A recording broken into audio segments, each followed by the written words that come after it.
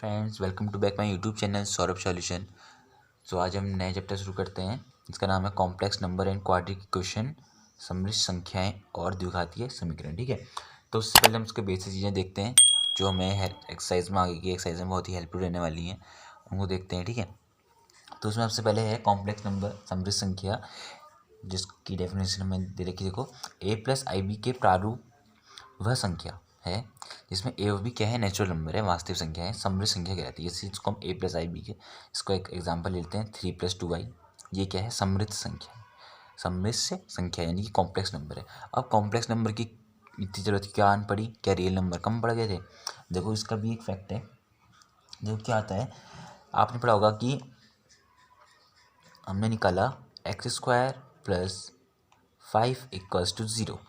अब इसमें अगर हमें x का मान निकालना है, ठीक है, तो हम क्या निकालेंगे, x² = -5, तो x = क्या आ गया, देखो ये आ गया। तो ये तो पॉसिबल होता नहीं है ना, तो यहाँ पर क्या हो गया, नॉट पॉसिबल, यानी कि इसका कोई हल ही नहीं है भैया जी। यहाँ पर आके ही रुक गया। लेकिन ऐसा नहीं होता, इमेजिनरी नंबर, कॉम्प्लेक्स नंबर जो है उसमें इसका हल है। इसीलिए इसका हल ढूंढने के लिए कॉम्प्लेक्स नंबर का निर्माण हुआ। उसमें क्या है, उसमें क्या होता है कि उसमें वैल्यूज़ होती हैं। ठीक है, वो भी उसमें आप देखोगे कि -1 को i लिखते हैं। क्या लिखते हैं, i। तो उसमें क्या हो जाएगा, अगर आप देखो √5 × -1, आप इसको ऐसा लिख सकते हो, है ना। तो ये क्या हो जाएगा, x = √5 × i, यानी कि x = i √5। उसमें देखो x की वैल्यू आ गई।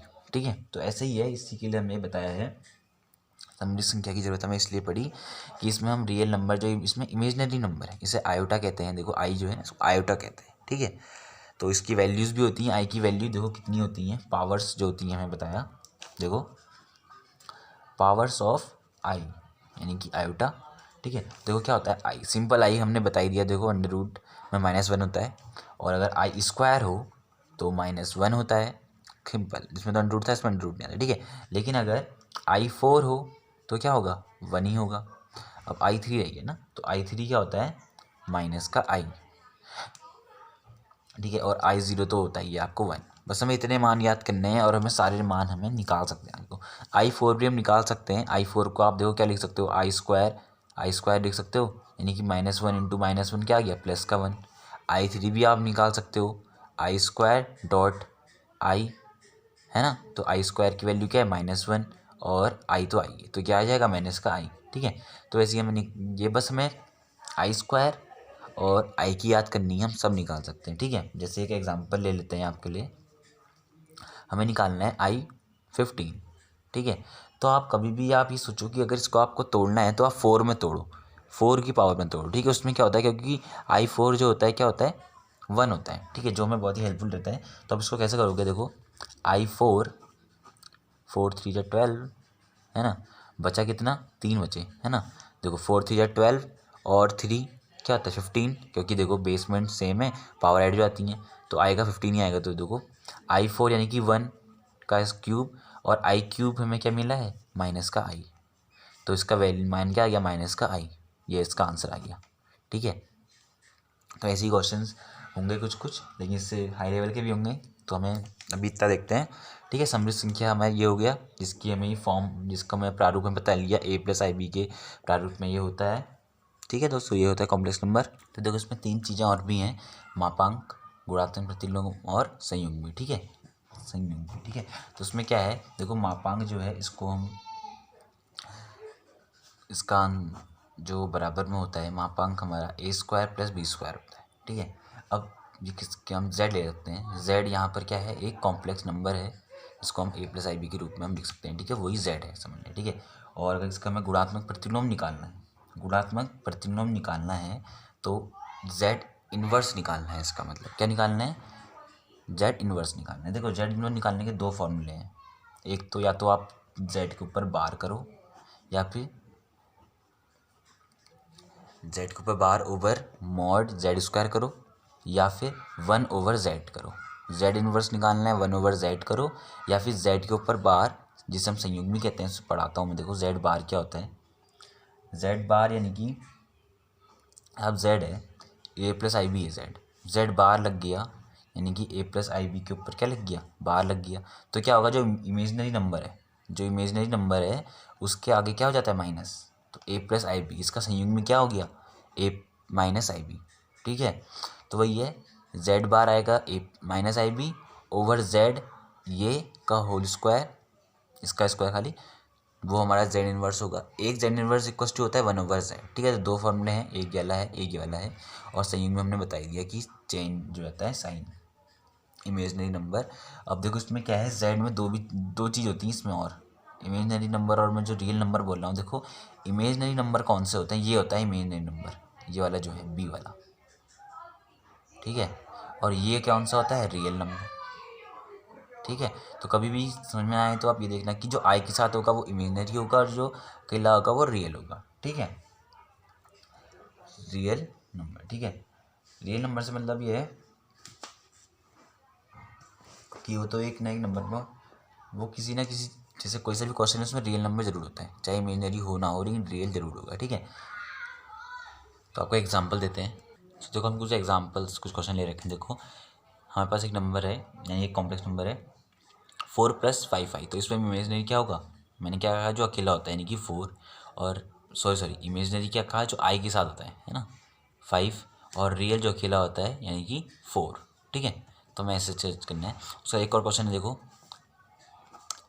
-5i और 1/8i को हमें क्या करना है, a + ib में व्यक्त करना है।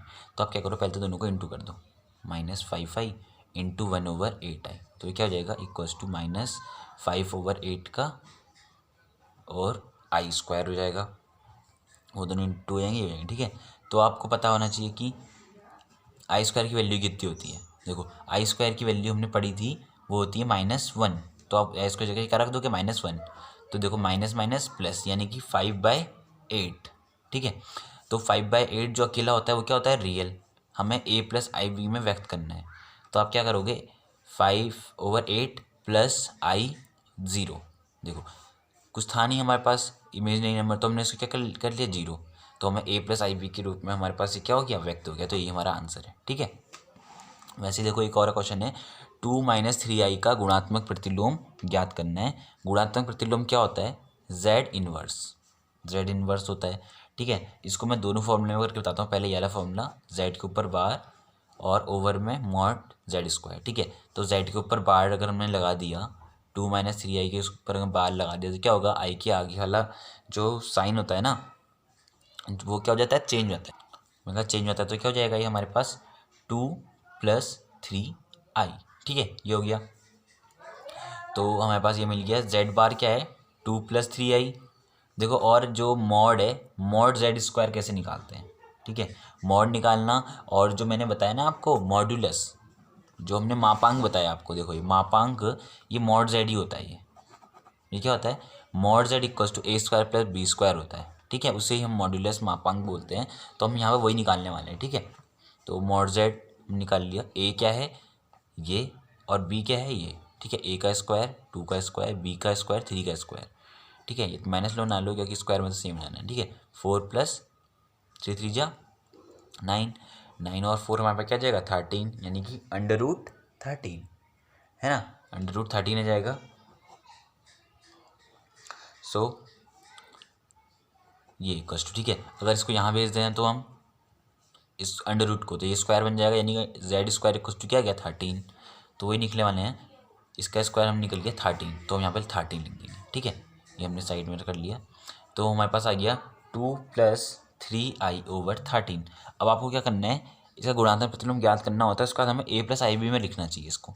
ठीक है, हर कोई भी ऐसे क्वेश्चन है तो आप उसको a + ib में ही छोड़ो। ठीक है, तो आप इसको तो अलग अलग लिख सकते हो ना, इस एलसीएम को अगर आप तोड़ तो ऐसे लिख सकते हो आप इसको, इसके ऊपर में भी होगा, इसके ऊपर में भी होगा। ठीक है, तो ये क्या हो गया, a + bi, या फिर आई भी, पहले कुछ भी लिखो। ठीक है, तो यही हमारा जो आया हमारे पास, ये जो आया ये हमारा क्या है, गुणात्मक प्रतिलोम। ठीक है, अब एक और तरीका जो मैंने कहा कि आपसे z inverse equals to 1/z होता है। ठीक है, तो आप इससे सीधे सीधे कर सकते हो, मेरे को तो यह तरीका बहुत सही लगता है, -3i। ठीक है, ये होता है। अब हम क्या करना पड़ता है, परिमेयकरण कर देते हैं। ठीक है, यानी कि ऊपर भी बस साइन चेंज होना चाहिए, ऊपर भी आप इंटू जिससे कर रहे हो नीचे भी उसी से कर दो। ठीक है, तो ये जाएगा 2 + 3i।